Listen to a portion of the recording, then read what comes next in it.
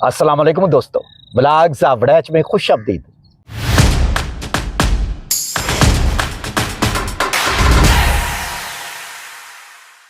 सुनाइए दोस्तों, क्या हाल है आपका? आप ठीक हैं, खुश हैं, राजी हैं? अल्लाह ताला के हजूर उम्मीद वासिक है कि आप खुश होंगे और अल्लाह ताला के हजूर दुआ है कि अल्लाह पाक आप सबको अपने हिफ्ज़ो ईमान में रखे, आमीन। देखे ने सर जी कि ਇੱਥੇ ਕਦੇ ਆਈਦਾ ਸੀ, ਬੜੀਆਂ ਟਾਲੀਆਂ ਹੁੰਦੀਆਂ ਸਨ, ਕਿਕਰਾਂ ਹੁੰਦੀਆਂ ਸਨ ਤੇ ਹੁਣ ਤੇ ਕੁਝ ਵੀ ਨਹੀਂ। ਉਹ ਜੋ ਕੋਈ ਹੈ ਸੀ, ਕੋਈ ਸੁੱਕੀਆਂ ਸੱਕੀਆਂ ਪਈਆਂ ਨੇ। ਇਹ ਸਫੈਦੇ ਦੇ ਕੁਝ ਚੰਦ ਦਰਖਤ ਨਜ਼ਰ ਤੁਹਾਨੂੰ ਆਉਣਗੇ ਜਾਂ ਤੇ ਸ਼ਰੀ ਦੇ ਬੂਟੇ ਹੈਗੇ ਨੇ, ਕੁਝ ਬੇਮਕਸਦ ਜੀ ਲੱਕੜਾਂ ਹੈਗੀਆਂ ਨੇ ਤੇ ਜੋ ਕੁਝ ਵੀ ਹੈ। पहली गल तो यह शाह जी कि बेमकसद शायद कोई भी नहीं, ये सारी मकसद आ रही ने। बात यह है कि ये ਜਿਹੜੇ ਦਰਖਤ ਲਾਏ ਜਾਂਦੇ ਨੇ ਨਾ ਨਹਿਰ ਦੇ ਨਾਲ ਇਹ ਇਸ ਵਜ੍ਹਾ ਤੋਂ ਲਾਏ ਜਾਂਦੇ ਨੇ ਕਿ ਇੱਕ ਤੇ ਨਹਿਰ ਦਾ ਕਟਾਓ ਰੁਕੇ, ਇਹ ਕਟਾਓ ਨੂੰ ਰੋਕਦੇ ਨੇ। ਜਿਹੜਾ ਬਾਹਰ ਜਾਂਦਾ ਵੇਖੋ ਨਾ, ਜਿਹੜਾ ਪੱਥਰ ਲੱਗੇ ਨੇ, ਪੱਥਰ ਕਟਾਓ ਰੋਕਣ ਵਾਸਤੇ ਲੱਗੇ ਨੇ ਨਾ। ਬੂਟੇ ਇਸ ਤੋਂ ਲਾਏ ਜਾਂਦੇ ਨੇ, ਇਹ ਵੱਡੇ ਦਰਖਤ ਬਣਦੇ ਨੇ ਕਿ ਨਹਿਰ ਜਿਹੜਾ ਇਹਦਾ ਕਟਾਓ ਨਾ ਹੋਵੇ। ਇੱਕ ਤੇ ਹੁੰਦਾ, ਦੂਸਰਾ ਇਹ ਯਾਰ ਇਹ ਬੂਟੇ ਨਹੀਂ ਹੋਣਗੇ, ਇਹ ਵੀ ਜਾਨਦਾਰ ਨੇ, ਇਹ ਨਹੀਂ ਹੋਣਗੇ ਅਸੀਂ ਸਾਹ ਕਿੱਕਣ ਲਵਾਂਗੇ ਯਾਰ। ਵੇਖੋ ਨਾ, ਅਸੀਂ ਇਹਨਾਂ ਦੀ ਮਾਰਫਤੀ ਤੇ ਆਕਸੀਜਨ ਲੈ ਰਹੇ ਹਾਂ। ਲੇਕਿਨ ਅਫਸੋਸ ਦੀ ਗੱਲ ਹੈ, ਮੈਂ ਤੁਹਾਡਾ ਪੁਆਇੰਟ ਸਮਝ ਗਿਆ ਸ਼ਾਹ ਜੀ ਜੋ ਤੁਸੀਂ ਕਹਿਣਾ ਚਾਹੁੰਦੇ ਹੋ। ਇੱਥੇ ਮੈਨੂੰ ਅੱਛੀ ਤਰ੍ਹਾਂ ਯਾਦ ਹੈ 2000 ਤੋਂ ਬਾਅਦ ਵੀ ਇੱਕ ਵਾਰੀ ਨਵੇਂ ਸਿਰੇ ਤੋਂ ਮਹਿਕਮਾ ਇਰੀਗੇਸ਼ਨ ਨੇ ਔਰ ਮਹਿਕਮਾ ਜੰਗਲਾਤ ਨੇ ਮਿਲ ਕੇ ਮੁxtਲਿਫ ਜਗ੍ਹਾ ਉੱਤੇ 4-4 5-5 ਮੀਲ ਦੇ ਫਾਸਲੇ ਉੱਤੇ ਵੀ ਤੇ ਛੋਟੀਆਂ ਨਰਸਰੀਆਂ ਵੀ ਬਣਾਈਆਂ ਸਨ। ਵੈਸੇ ਤੇ ਡਫਰ ਬੰਗਲੇ ਵੱਡੀ ਨਰਸਰੀ, ਇਹ ਸਾਰੀਆਂ ਨਰਸਰੀਆਂ ਬਣਾਈਆਂ ਸਨ। ਉਹਨਾਂ ਨਰਸਰੀਆਂ ਚੋਂ ਬੂਟੇ ਲੈ ਕੇ ਤੇ ਇੱਥੇ ਬੂਟੇ ਨਹਿਰ ਦੇ ਨਾਲ ਨਵੇਂ ਸਿਰੋਂ ਸਾਰੇ ਲਾਏ ਗਏ ਸਨ ਔਰ ਬਾਕਾਇਦਾ ਨਹਿਰ ਦੇ ਗਾਰਡ ਜਿਹੜੇ ਸਨ ਉਹ ਇੱਥੇ ਵਿਜ਼ਿਟ ਵੀ ਕਰਦੇ ਸਨ। ਕੋਈ ਇੱਥੇ ਕਿਸੇ ਕਿਸਮ ਦੇ ਜਿਹੜੇ ਨੇ ਨਾ ਆਪਣੇ ਮਵੇਸ਼ੀ ਉਹ ਵੀ ਇੱਥੇ ਚੁਗਾਉਣ ਦੀ ਇਜਾਜ਼ਤ ਨਹੀਂ ਸੀ। ਲੇਕਿਨ ਦੇਖੋ ਸਰ, ਅਸੀਂ ਆਪਣੀ ਖੁਦ ਵੀ ਤੇ ਜ਼ਿੰਮੇਵਾਰੀ ਦਾ ਅਹਿਸਾਸ ਨਹੀਂ ਨਾ ਕਰਦੇ। ਅਸੀਂ ਖੁਦ ਹੀ ਆਪਣੇ ਪੈਰ ਤੇ ਕੁਹਾੜੀ ਮਾਰਨੇ। ਹੁਣ ਤੁਹਾਨੂੰ ਅਗਰ ਇਹ ਸੁੱਕੇ ਬੂਟੇ ਨਜ਼ਰ ਆ ਰਹੇ ਨੇ ਕਿ ਇਹ ਸਾਰੇ ਬੂਟੇ ਸੁੱਕੇ ਨੇ, ਤੇ ਵੇਖੋ ਜਿਤਨੇ ਬੂਟੇ ਸੁੱਕੇ ਨੇ, ਮੈਂ ਨਹੀਂ ਕਹਿੰਦਾ ਕਿ ਇਹਦੇ ਮਹਿਕਮੇ ਦੀ ਨੈਗਲੀਜੈਂਸ ਨਹੀਂ ਹੋਏਗੀ। ਮਹਿਕਮੇ ਦੀ ਨੈਗਲੀਜੈਂਸ ਹੋਏਗੀ। ਜਿਸ ਵੇਲੇ ਛੋਟੇ ਬੂਟੇ ਸਨ, ਬਾਕਾਇਦਾ ਇਹਨਾਂ ਨੂੰ ਨਹਿਰ ਚੋਂ ਪਾਣੀ ਲੈ ਕੇ ਤੋਂ ਬੇਲਦਾਰ ਜਿਹੜੇ ਸਨ ਨਾ ਜੀ, ਇਹ ਕੋਈ ਬਾਲਟੀਆਂ ਨਾਲ ਪਾਣੀ ਲੈ ਕੇ ਤੇ ਇਸ ਤਰ੍ਹਾਂ ਇਹ ਦਿੰਦੇ ਹੁੰਦੇ ਸਨ। ਹੋਰ ਸਿਸਟਮ ਇਹਨਾਂ ਬਣਾਏ ਸਨ।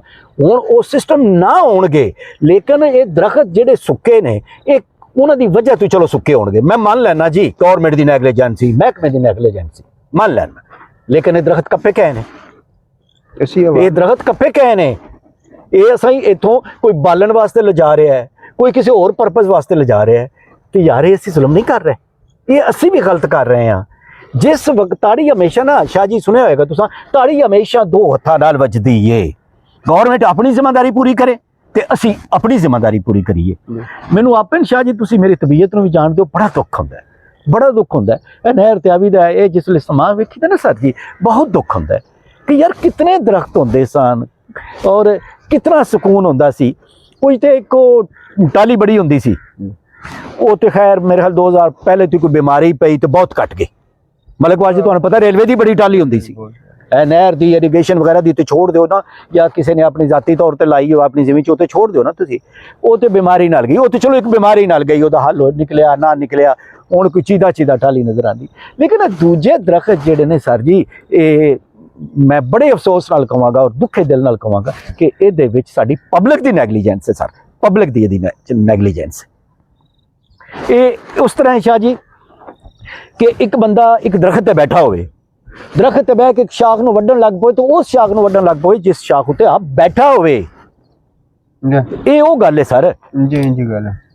ਇਹ ਦੇਖੋ ਨਾ, ਸਾਡੇ ਵੱਡੇ ਨਹੀਂ ਰਹੇ, ਪਾਕਿਸਤਾਨ ਉੱਥੇ ਹੈ, ਅਸਾਂ ਨਹੀਂ ਰਹਿਣਾ, ਸਾਡੇ ਬੱਚਿਆਂ ਹੋਣਾ ਹੈ, ਪਾਕਿਸਤਾਨ ਉੱਥੇ ਹੈ, ਤੇ ਅਸੀਂ ਆਪਣੇ ਬੱਚਿਆਂ ਵਾਸਤੇ ਕੀ ਕਰ ਰਹੇ ਹਾਂ?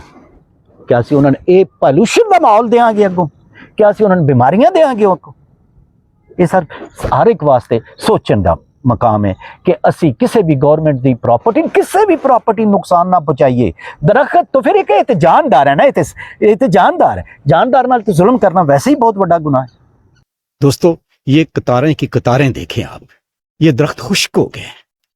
वो बिल्कुल जरूर ठीक है, 100% ठीक है कि इसमें नेग्लिजेंस है महकमे की, लेकिन साथ ही साथ आप ये देखें कि जो दरख्त खुश्क हो गए हैं ये ऊपर से काट लिए गए हैं। और ये किसने काटे हैं? ये हम लोगों ने काटे हैं। ईंधन के तौर पर इस्तेमाल करने के लिए हमने इनको काटा है। तो हमारी ये जिम्मेदारी बनती है कि हम ऐसा काम ना करें। हम लोगों को अपनी जिम्मेदारी का एहसास करना चाहिए।